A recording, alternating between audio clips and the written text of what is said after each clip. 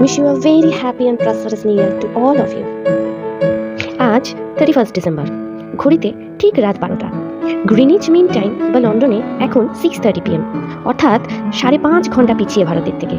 এখনও new year সেখানে হয়নি কিন্তু। ইন্ডিয়ায় যখন 31 ডিসেম্বরে 3:30 PM এবং GMT 10 AM, তখন পৃথিবীতে সর্বপ্রথম নিউ ইয়ার সেলিব্রেট করে ওশিয়ানিয়ার কিরিমাতি নামক আইল্যান্ড, যা ক্রিসমাস আইল্যান্ড নামেও পরিচিত। তারপর New Zealand, Australia, Japan, south Korea ইত্যাদি ইস্টার্ন হেমিসফিয়ারের দেশগুলিতে এই সেলিব্রেশন হয়।